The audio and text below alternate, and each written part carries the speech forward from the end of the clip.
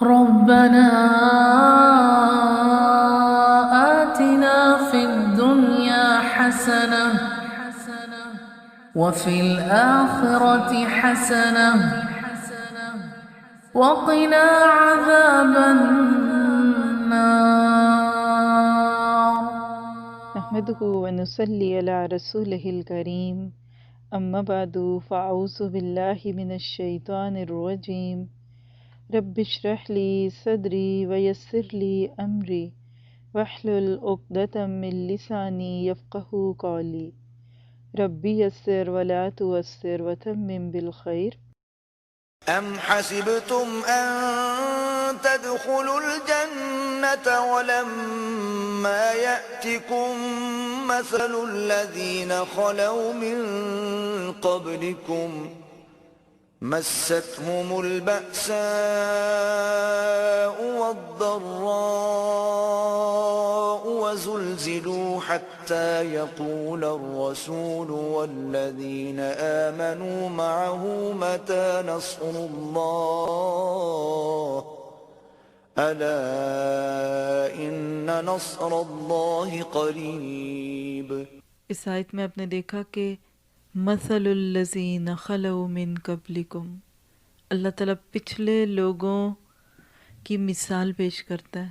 تو کیوں نہ ہم بھی چند مثالیں دیکھ لیں کہ وہ کون لوگ تھے کہ جنہوں نے ہر حال میں جنت کا سودا کر کے لیا، ہٹے نہیں، ٹوٹے نہیں، پیچھے نہیں ہٹے. اس کے بارے میں ایک روایت صحیح بخاری کی ہے خباب بن ارت رضی اللہ تعالیٰ عنہ سے. کہتے ہیں کہ میں نے کہا ہے اللہ کے رسول، آپ ہماری امداد کی دعا نہیں کرتے؟ یعنی اتنے مشکل حالات ہیں، اور اس وقت نبی صلی اللہ علیہ وسلم خانہ کعبہ کے سائے میں ایک چادر کا تکیہ بنا کر آرام فرما رہے تھے. انہوں نے آ کے کہا اللہ کے نبی، آپ ہمارے لیے مدد طلب کیوں نہیں کرتے، ہمارے لیے دعا کیوں نہیں کرتے؟ اور بعض روایتوں میں آتا ہے کہ انہوں نے اپنا کپڑا اٹھا کے دکھایا کہ کوڑے کھا کھا کے نشان پڑ چکے تھے. آپ نے ان کی بات سن کے فرمایا تمہیں معلوم ہونا چاہیے کہ تم سے پہلے لوگوں کا حال یہ ہوتا تھا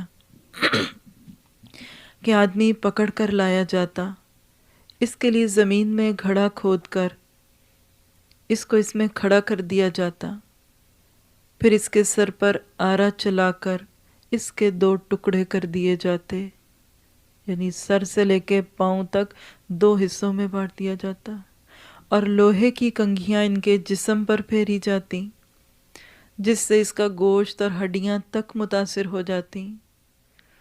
لیکن یہ آزمائشیں اسے اس کے دین سے نہ پھیرتی، اس لیے گھبرانے کی ضرورت نہیں. اللہ کی قسم اللہ تعالیٰ اس معاملے کو ضرور مکمل فرمائے گا، یعنی دین اسلام غالب کرے گا، یہاں تک کہ ایک سوار یعنی مسافر صنعا سے خضر موت تک اکیلا سفر کرے گا، لیکن اسے اللہ تعالیٰ کے سوا کسی کا ڈر نہیں ہوگا. لیکن تم جلد بازی کر رہے ہو. اللہ اکبر. کوڑے کھا کے آئے ہوئے، جسموں پہ نشان ڈلے ہوئے کو اللہ کے نبی کہہ رہے ہیں کہ تم جلد بازی کرتے ہو. آج کے دور کو دیکھ لیں، کتنا شور ہے، کتنے شوشے ہیں کہ مسلمانوں پہ حالات بڑے تنگ ہیں، بڑی مشکل ہے. کیوں آج اپنا اسلام چھپائے چھپائے پھرتے ہیں؟ کیوں پریشان ہوتے ہیں؟ صرف اسی لیے نا کہ مسلمان ہونے پہ مشکل آئے گی. ذرا لکھیے کیا مشکلیں آتی ہیں. 10 سیکنڈ دیتی ہوں میں آپ کو. اپنے ذہن کے نقشے میں وہ ساری مشکلات جو آج کے دور میں معروف ہے، یہ بھی ایک پروپیگنڈا ہے، حقیقت سے بڑی بھی بات ہے. لیکن سوچئے کیا آتی ہوں گی، زیادہ سے زیادہ آج کیا ہوگا. امیگریشن پہ روک لیا جائے گا، گزریں گے تو کوئی آواز لگا دے گا، کوئی ہنس دے گا، کوئی گالی دے کے جائے گا، میرا نہیں خیال اتنا بھی ہوتا ہو، اللہ تعالیٰ بچا کے رکھے۔ آج کے دور میں تو بڑی پروٹیکشن ہے، ہم تو صرف لوگوں کی بدلتی ہوئی نگاہیں دیکھ کے اسلام بدلنے لگتے ہیں، ہم تو اپنا راستہ بدل لیتے ہیں کہ نہیں نہیں نہیں مجھے وہاں نہیں، میں چلو تمہارے ساتھ چلتی ہوں۔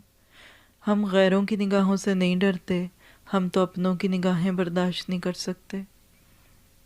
ہم تو اسلام کو اسلام سمجھ کے قبول کرنے سے خوف زدہ ہیں کہ پھر زندگی بدل جائے گی، پھر میرا سٹائل آف لیونگ بدل جائے گا، میری پرسنالٹی خراب ہو جائے گی، میرا گیٹ اپ اچھا نہیں رہے گا، میں فلاں گریڈ کا افسر یا میں فلاں عہدے پہ فائز، میرے لیے یہ ٹھیک نہیں۔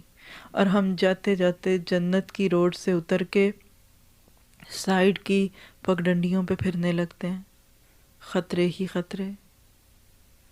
ان کا حال کیا تھا کہ اپنی پشتوں پہ انہوں نے تاریخ رقم کروائی۔ ان کا حال کیا تھا کہ وہ مشکلات میں بھاگتے نہیں تھے۔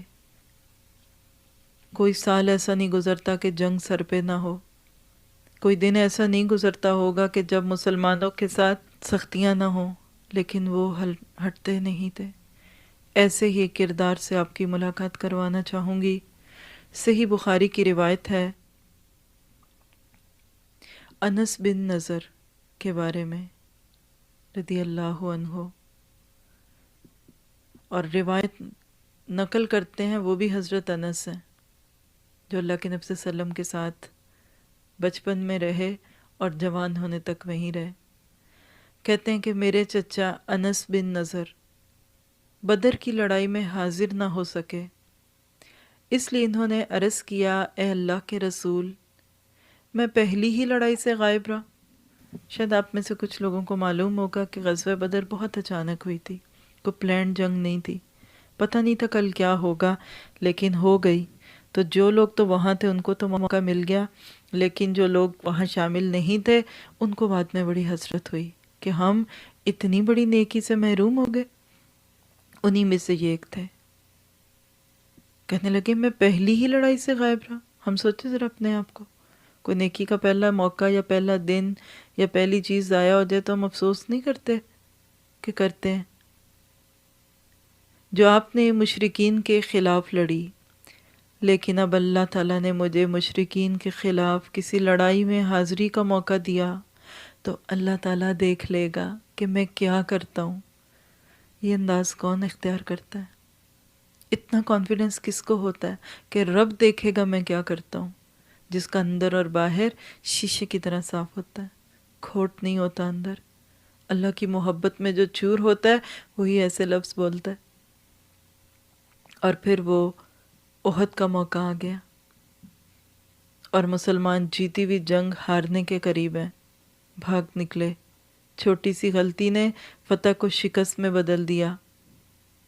ایسے وقت میں پھر انس بن نضر نے کہا اے اللہ، جو کچھ مسلمانوں نے کیا میں اس سے معذرت کرتا ہوں،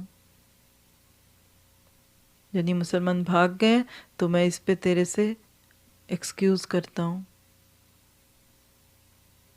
اور جو کچھ انہوں نے کیا میں اس سے بیزار ہوں۔ پھر وہ آگے بڑھے مشرکین کی طرف، تو سعد بن معاذ رضی اللہ عنہ سے ان کا سامنا ہوا۔ آپ نے کہا ہے سعد بن معاذ، میں تو جنت میں جانا چاہتا ہوں۔ اور نظر یعنی ان کے باپ کہ رب کی قسم میں جنت کی خوشبو احد پہاڑ کے قریب پاتا ہوں۔ سعد نے کہا ہے اللہ کے رسول، جو انہوں نے کر دکھایا اس کی مجھ میں ہمت نہ تھی۔ اس کے بعد انس نے بیان کیا کہ انس بن نضر کو جب ہم نے پایا، یعنی جنگ ختم ہوئی، ڈیڈ باڈیز شہداء کی لاشیں وہاں پڑی ہوئی تھیں، انہی میں ایک لاش انس بن نضر کی تھی، اور تلوار، نیزے اور تیر کے تقریباً 80 یعنی 80 زخم ان کے جسم پر تھے، وہ شہید ہو چکے تھے۔ مشرکوں نے ان کے اعضاء کاٹ دیے اور کوئی شخص انہیں پہچان نہ سکا، صرف ان کی بہن انگلیوں سے انہیں پہچان سکیں۔ یہی ہیں وہ لوگ کہ جن کے بارے میں قرآن پاک میں نازل ہوتا ہے کہ ان لوگوں نے رب کے ساتھ کیے ہوئے اس وعدے کو سچا کر دکھایا۔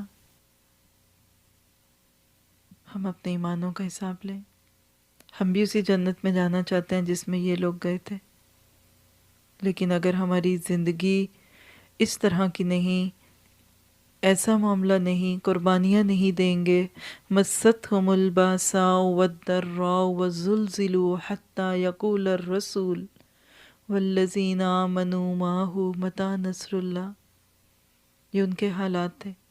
ہمارے حالات تو آج اس درجے کے نہیں۔ وہ لوگ تو بھوک بھی برداشت کرتے تھے۔ حضرت ابو ہریرہ رضی اللہ تعالیٰ عنہ کی ایک روایت ہے، کہتے ہیں کہ لوگ کہتے ہیں کہ ابو ہریرہ بہت حدیثیں بیان کرتا ہے، حالانکہ پیٹ بھرنے کے بعد میں اللہ کے نبی صلی اللہ علیہ وسلم کے ساتھ ہر وقت رہتا، میں خمیری روٹی نہ کھاتا اور عمدہ لباس نہ پہنتا، یعنی میرا وقت علم کے سوا کسی دوسری چیز کے حاصل کرنے میں نہ لگتا، اور نہ میری خدمت کے لیے کوئی فلاں یا فلانی تھی، بلکہ میں بھوک کی شدت کی وجہ سے اپنے پیٹ سے پتھر باندھ لیا کرتا۔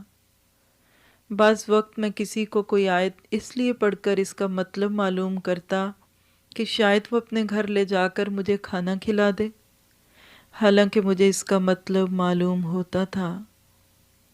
مسکینوں کے ساتھ سب سے بہتر سلوک کرنے والے جعفر بن ابی طالب تھے، ہمیں اپنے گھر لے جاتے اور جو کچھ بھی گھر میں موجود ہوتا وہ ہم کو کھلاتے۔ بعض اوقات تو صرف ایسا ہوتا کہ صرف شہد یا گھی کی کپی ہی نکال کر لاتے اور ہم اسے پھاڑ کر اس میں جو کچھ ہوتا اسے ہی چاٹ لیتے۔ صحیح بخاری کی روایت ہے۔ مستہم الباساء والضراء، ہم نے اس جنت کو پانے کے لیے اتنی بھوک سہی، ہم نے اسے کتاب کو سیکھنے کی، اس علم کو پانے کی اتنی قربانی دی۔ یاد رکھیے بھرے ہوئے پیٹ کے ساتھ وہ سمجھ نہیں آتا جو خالی پیٹ پہ سمجھ آتا ہے۔ نرم محملی بستروں پہ بیٹھ کے جنت کے خواب دیکھے جا سکتے ہیں، لیکن حقیقی جنت کو پانے کے لیے کوشش، عمل، محنت کرنی پڑتی ہے۔